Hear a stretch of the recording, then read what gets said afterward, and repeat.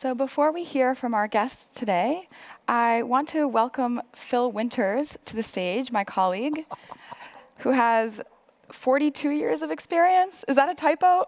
No, that's not a typo, and you can laugh. It is 42 years, and no, I don't have the answer to everything. But what's fascinating for me is I've seen lots of things done right, lots of things done wrong, but what's fascinating is I still keep learning, which is why I'm so excited to be here with you today. I think the speakers later on are going to be fantastic, so let's get going. All right. So I know from our registrants list and from past events that many of you are new. So it's worthwhile telling us just a little bit about ourselves and what we do.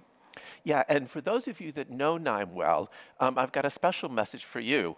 Many of you had asked me and asked a lot of my colleagues, hey, I want to be able to explain Knime to my team, to my management, maybe to somebody in another organization. Can you help me do that? We're hoping that a few of the things that Sasha and I are going to talk about here, we're hoping that it helps not only new Knimers, but maybe some of you old Knimers as well, so that you can maybe get some tips to help you explain what Knime is. Great. So let's dive in. So I stumbled upon this quote recently, and I think it really well summarizes what's going on in the industry. What if a company built each component of its product from scratch with every order, without any standardized or consistent parts, processes, or QA protocols? So if a CEO of a manufacturing organization saw this, they would go ballistic.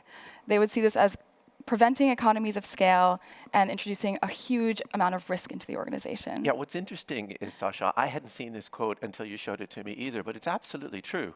You know, when you think of it, when I started this over 40 years ago, it was okay to be the cowboys, yeah, because nobody knew how to do it. It was sort of all sort of skunk works, et cetera, et cetera, et cetera. But those days are gone with the quantities of data, with the computing power, and particularly with lots of the platforms. We're going to show you one of them right now. We shouldn't have to do this, and that's why it's so exciting for me to be presenting some of these ideas. Yeah, and so, you know, this is the way that we're shipping data products every day. Yeah. So we work with lots of organizations, and we've seen some patterns into how they approach this problem. And we really see two approaches to starting to get data analytics at scale. The first is that organizations are building data teams. So whether that's centralized or decentralized within business units, we're basically hiring a bunch of data people that custom code solutions. What's fascinating for me is, of course, this has been going on for a long time, the building of data teams. Many years ago, this concept came out, and of course, it's still very valuable. We're still trying to figure out how to do this, getting the people in, getting them to provide for the business what's going on. So absolutely, that's an approach that I understand as well. And the second approach that we see is upskilling business experts. So because there are way more data problems in the world than there are data scientists, we need to get line of business people working with data. And you see your marketing analysts, your financial analysts, all being upskilled to be comfortable with Excel and BI tools. Yeah, and for me, this is the area where we've actually moved into the last 4 or 5 years. We're seeing a lot of organizations using this as an additional method to approach trying to get more value out of the data by trying to get the tools into the business user's hand in some way, shape, or form. Yep. And of course, this is working to a certain degree, right? Like everybody is working in spreadsheets in the business units. And the data teams, I mean, the models that are being built are incredible. Yeah. But what's happening is each approach is still hitting a wall. Yeah. So on the line of business side, whenever you need to integrate a new data source or ask another question of your data, you're still going to the data teams. And on the data team side, not only are they spread thin because they're getting so many requests from business experts, but they're also spending a lot of time just building and maintaining these applications. And what I find is that it's not an either-or situation. A lot of organizations are approaching them both. But the way we look at it is to say, hang on, actually these two groups could be both very important for your organization, depending upon how you want to approach it, but they actually should be able to work together as well. There's still that huge wall between the two. So our philosophy is, can we look at the data teams who, of course, want more tools, want more time to do things, want more automation so they can do the things they want to do. And at the same time, can we look at the business experts? Because, hey, let's face it, they all know their data. And is there some way that we can sort of start bringing them up as well and do it all from one common platform so that both are working together? Yep, and so this collaboration aspect is another big important part, right? Because Absolutely. the data teams are building solutions for the business experts, and they're in different tools. Absolutely. Now, Sasha, what's interesting about this is that no matter what you do, you have to go through a process. Now, whenever I see a slide that has words like complete and all on it, I start thinking to myself, okay. You can blame the marketers. Yeah, it's coming from the marketers, absolutely. Yeah. But there's actually a little bit of truth in this. Let's take a step back and take a look at something that I think is true for everyone. No matter what we're doing, whether we're using Excel spreadsheets, whether we're a coder, whether we're doing Python or SQL or whatever we're doing, whatever package we're using, we're taking data somehow in. We're doing something to it, and we have to get out a new result. The whole point is, if the data actually told us what we wanted in the beginning, we wouldn't have to do all of this. What happens is that regardless of the tool or platform, there's a series of actions or tasks that you have to do. Sometimes a lot of tasks, sometimes they're more straightforward, sometimes they're sophisticated, but you have to get to all that data. You have to somehow bring it all together. You have to start getting it into the right form so you can visualize and start exploring it, create new data, maybe with machine learning or other methods, and at the end of the day, you have to be able to get it out. So no matter what package you're talking about, we're going from the data in and the results out. Now, in a lot of packages, if you're doing programming, you would actually present the program going from top down. But in Knime, we do this a little differently. I'd like for all of you that have never seen Knime to take a look at this. This is our process of putting things together to move from the left, where the data comes in, to get the results out on the right. We understand that there's a lot of tasks, there's a lot of actions that you need to do. And of course, you will not be inventing these for the first time. These will be things that you and your colleagues and lots of other people need to do. So what we do is we take all of those actions, all of those capabilities, and we package them so that you can program visually. That's exactly what you're seeing here on screen. Each one of those actions we call a node. A node can have something automatic done for you, and that makes it very easy. But then again, if a node could actually be configured and you want to dive under the covers and do a little more, you want to tweak all the knobs and get the absolute most out of it, you can do that as well. This concept of having nodes to provide you with the actions and being able to connect the nodes so that the data flows through a pipeline is the whole concept behind visual programming with Knime. At the end of the day, what you end up with is something that we call a workflow, and you're going to hear that word quite often through particularly the customer presentations, this concept of moving things through. Now, why does that give us some power? Well, there's a lot of tools out there that will tell you they can access lots of data sources. We do too. The difference is every data source is accessed via a node. You don't have to go out and learn all the vagaries of the underlying data sources to figure out how to get to it. The same thing over on the right-hand side. When you need to get things out, it might be a report in your favorite BI tool. It might be in a manner so that it can be embedded and used within your organization, for example, via REST, or an edge device where you're pushing something out to the platform. Or it could be some sort of interactive application known in the Knime team as a data app, or it could involve all sorts of different aspects of automation. In every single case, you're going to find a node or a series of nodes that helps you do that. What this means is as soon as you learn the basic concept, you can start pulling these things together to flow your data and manage it. Of course, there's lots of capabilities within the box that we don't have time to go into. But whether it be advanced techniques such as data manipulation or all the different things you can do all the way up to text and image processing. There's a lot of machine learning in here. We provide a lot of it by default ourselves, but we firmly believe in open and that a lot of the best things out there can be used. So we make sure that all of the popular AI and ML libraries are accessible. You don't have to use them if you know the concept of the nodes. And once again, all of those dials you might want to turn, particularly for some of these libraries, is there. Those of you that are used to coding or programming with code, Python, SQL, etc., we're not going to leave you here alone either, because we're going to give you ways of using your expertise, using your code within the node, so that maybe you want to share that with somebody else in the organization cleanly. And last but not least, we understand that everything no longer runs on a laptop. It no longer runs on a single machine. You need to be able to go out and connect to where the data source is in and run where it's appropriate. Once again, this is all just nodes. Yeah, and what I love about this is my colleague Heather in marketing can use this to investigate Google Analytics data, Yeah. and my colleague Paolo, who's a data scientist, can build a machine learning data app with this. Yeah. So the range of possibilities is quite vast. And what I like is the fact that you can come up with something in marketing that I might not have been aware of before, and you can build it for me and give it to me, and then I can pick up and use it. The concept is very, very, very straightforward. I remember one professor back in the States who said, you know, it used to take me a year to teach a programming language before they could start thinking about what to do with data. With Knime, they can do that in far less than a day. Yeah. So we love the idea.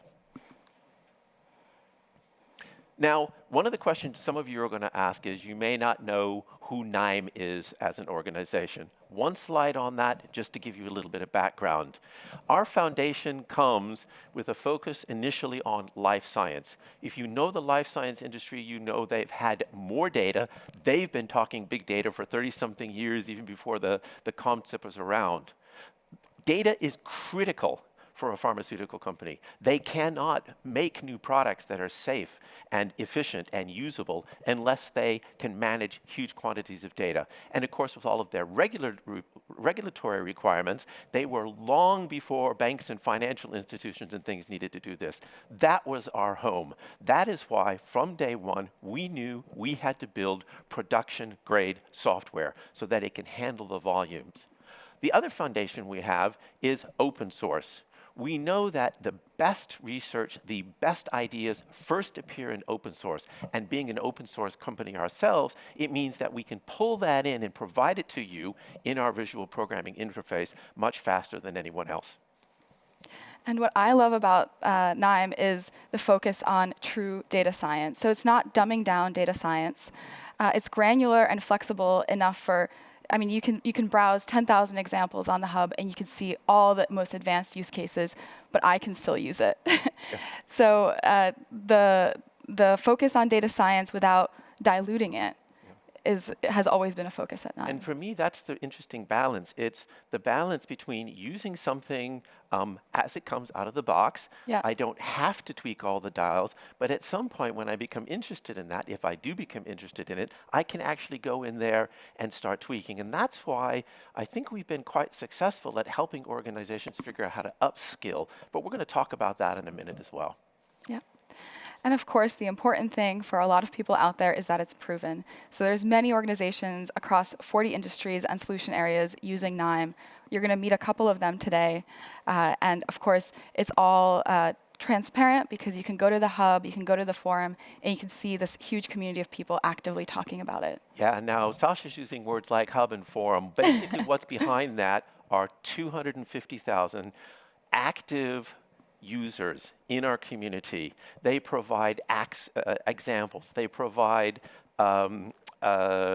sample workflows. They provide guidance in specialty areas that we at Knime would not know how to do. We may have the tool set in the platform, but they're the domain experts. So in all of this case, I think we have been greatly enriched by the community, and we know that a lot of the community's on there today. So everybody out there in the community who contributes, thank you very much, and keep it up, because I think it's what makes Knime special. So we've talked a bit about the platform, we've talked a bit about the product, and now we want to talk about how do we deliver data science at scale. You can think of it in two ways. One is improving the analytical sophistication of the individual. That's the upskilling part. The other is improving the analytical sophistication of the organization.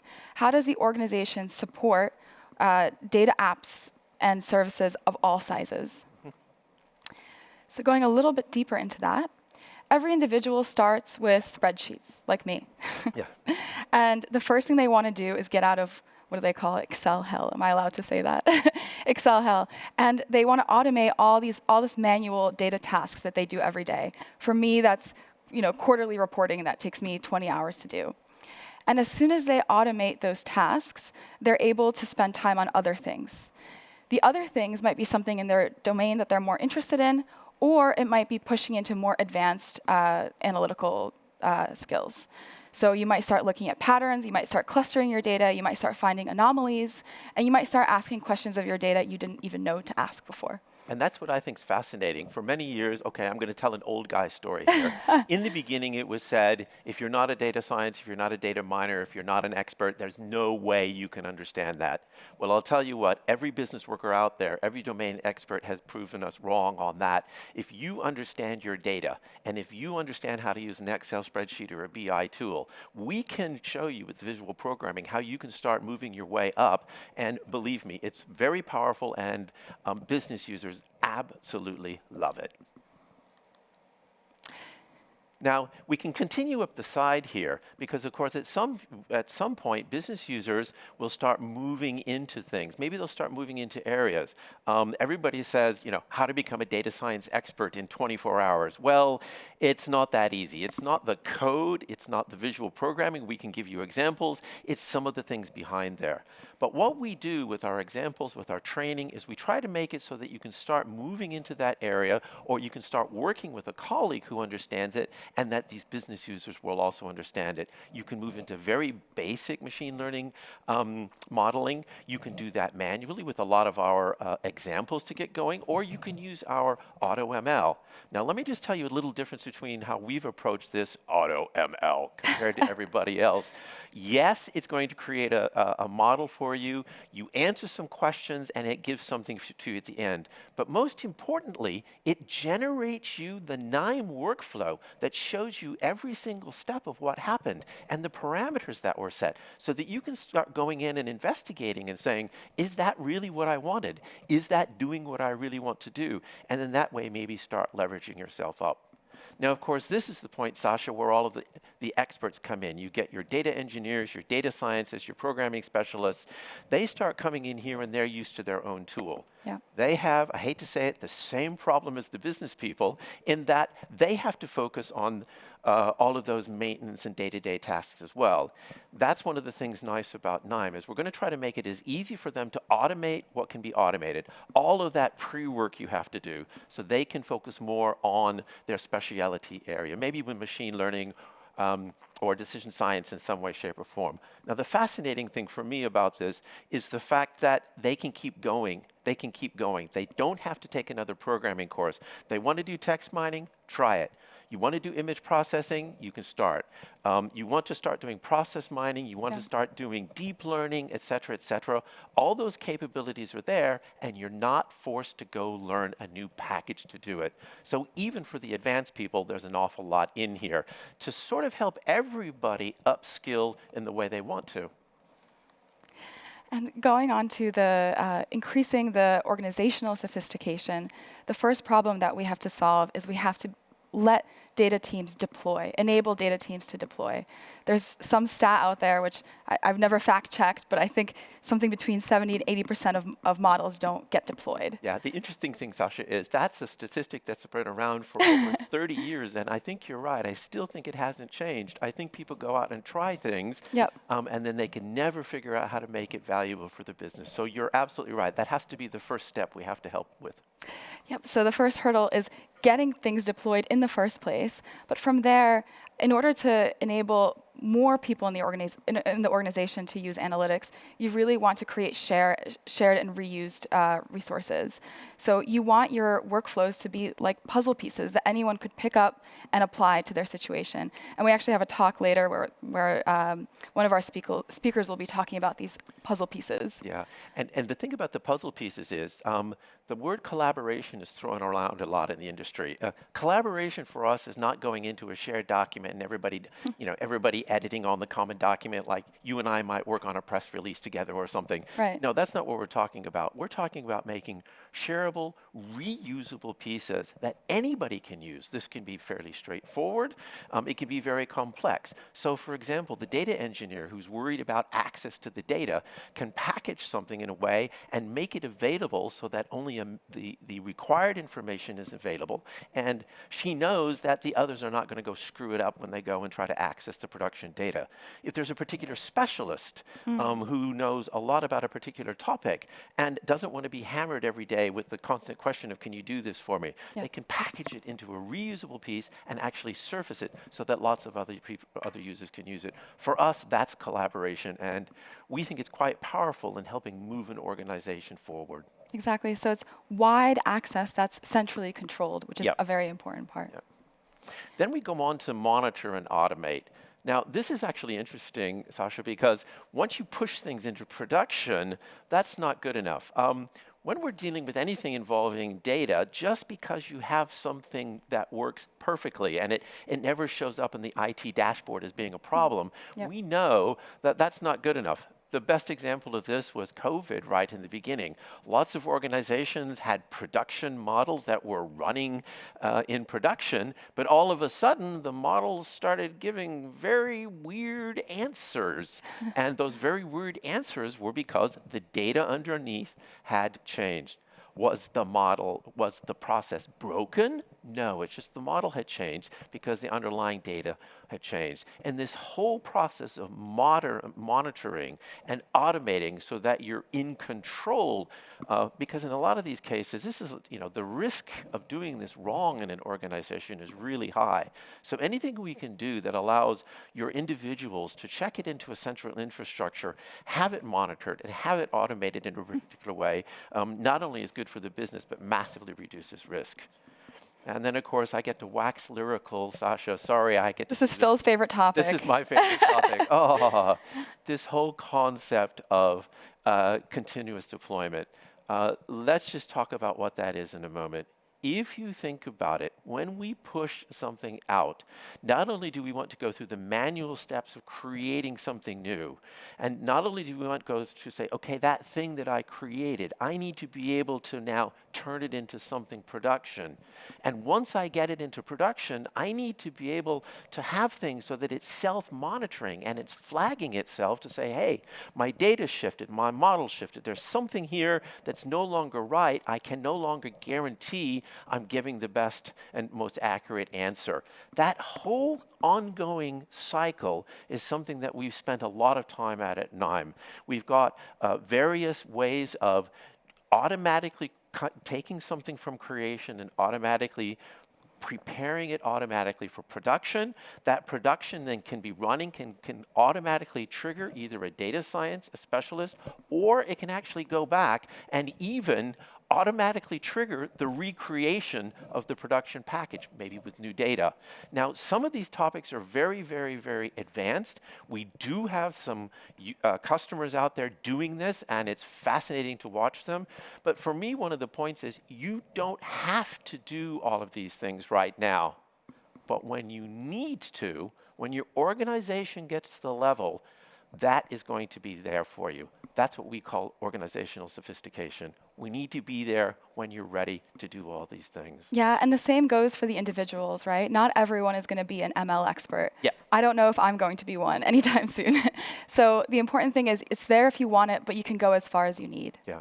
One of the other things that I'd like to point out here on the organizational sophistication chart, as soon as you start the process with Knime of helping users to go from manual deployment to more automated deployment, as soon as you offer them an infrastructure to help them make it go automatically, as soon as you start the sharing, in other words, you give them some really good reasons to start putting things into this centrally, whether it's distributor central, it doesn't matter, but putting it into this environment, all of a sudden you as an organization have control. All those visual workflows we showed you actually are self-describing. They're self-describing not just visually, but behind the scenes. And all of that information is available to you. So if you're worried about risk mitigation, are people using the data correctly? Are they doing the right sort of things? As soon as you start your individuals on the journey of organizational sophistication, from day one, you have all of that at your hand as well. You may not need it now, but I guarantee you'll need it pretty soon, particularly with a lot of the compliance and, say, GDPR and things like that going on. It's nice to know you can do it. So just to sum it up, we at Knime, we offer not just the platform, but the support and the training materials for upskilling those individuals from spreadsheets as far as they need to go. On the other side, we're offering a complete but centrally controlled environment for enterprise scale applications. Now, let's face it, Sasha, she gets excited and I even get more excited. People couldn't see this. I searched for something like Knime all my career, and it's a lot of fun doing this sort of thing. You shouldn't just believe us. We've got 3 speakers that are going to be talking about this to you coming up here in just a few minutes. So you don't have to believe us, but at least now you've heard the words workflows, nodes, this concept of packaging and reuse called components. You'll be a little aware of the language there and better able to understand what it is they're talking about when they talk about how they've approached using Knime. But I think one of the other things that we want to do is just leave you with a couple of numbers. Is this possible? The first one is Siemens. We'd like to thank Siemens for this. They have done a lot of work with us. They're very vocal about how they have so far 3,500 business users that they have been able to train up and work independently without having to go back and hammer the central data science team or the central IT team at all times. That's pretty impressive. The interesting thing is I think that number is going up every day because they're a very big organization. So just a bit of a number to show you that, yes, this is possible to get these business users up and working. Our next example comes from Rabobank.